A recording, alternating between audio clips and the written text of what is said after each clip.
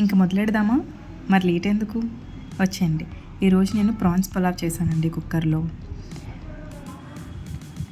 మా పాప కూడా తినింది, చాలా బాగుందని చెప్పింది. సో మీరందరూ కూడా ట్రై చేసేయండి. ఫస్ట్ ఒక కుక్కర్ తీసుకొని అందులో కొంచెం ఆయిల్, కొంచెం నెయ్యి వేసుకోవాలి, మనకి సరిపడినంత. తర్వాత ఈ స్పైసెస్ ఏవైతే ఉంటాయో బిర్యానీ మసాలా అంతా వేసుకొని చక్కగా ఒకసారి అలా టాస్ చేసుకొని సన్నగా తరిగిన ఉల్లిపాయలు, పచ్చిమిరపకాయలు వేసుకొని దాంట్లో బాగా కలుపుకోవాలి. చూస్తున్నారు కదా, ఇలా కొంచెం కలర్ మారిన తర్వాత లైట్గా మనకి అవి ట్రాన్స్పరెంట్ అవుతాయి. అప్పుడు మనం అల్లం వెల్లుల్లి పేస్ట్ కొంచెం వేసుకున్నాం,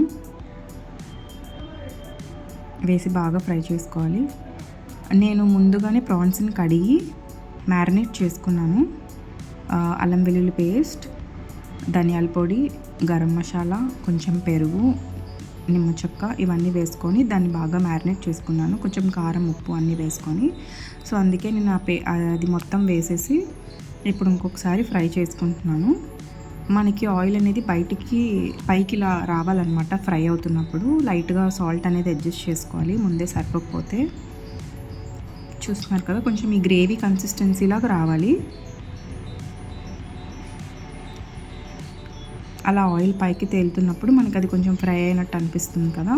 ఇంకొంచెం కారం కానీ గరం మసాలా కానీ సరిపోతే మనం అడ్జస్ట్ చేసుకోవచ్చు. ఇదే టైంలో వేసుకొని దాన్ని బాగా కలుపుకోవాలి. కలిపి కొంచెంసేపు మగ్గించాలి, ఒక 10 minutes పాటు అది మగ్గితే బాగుంటుంది. తర్వాత నేను 2 glasses ఆఫ్ రైస్ తీసుకున్నాను, నీట్గా వాష్ చేసి ఆ రైస్ అనేది యాడ్ చేసేసాను.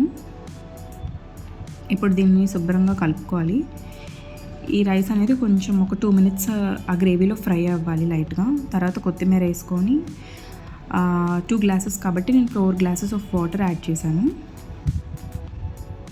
ఈ వాటర్ కూడా చక్కగా కలిపేటట్టు మొత్తం అంతా కలిసేలాగా చేసుకొని మనం ఒక లాస్ట్లో కొంచెం సాల్ట్ అనేది అడ్జస్ట్ చేసుకోవాలి. ఒకవేళ సరిపోకపోతే, నాకైతే సరిపోలేదు కాబట్టి నేను అడ్జస్ట్ చేసుకున్నాను అంతే. అండ్ పైన కొంచెం నెయ్యి వేసి లిడ్ పెట్టేయడమే.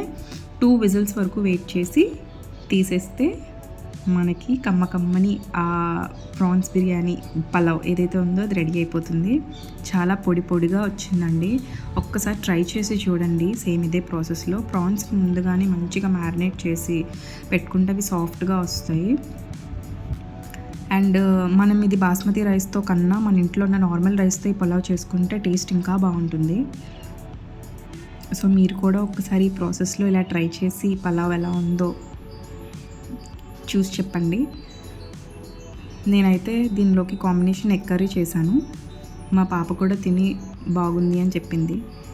సో మీరు కూడా ట్రై చేసి నా రెసిపీ నచ్చితే like, share and subscribe. Thank you.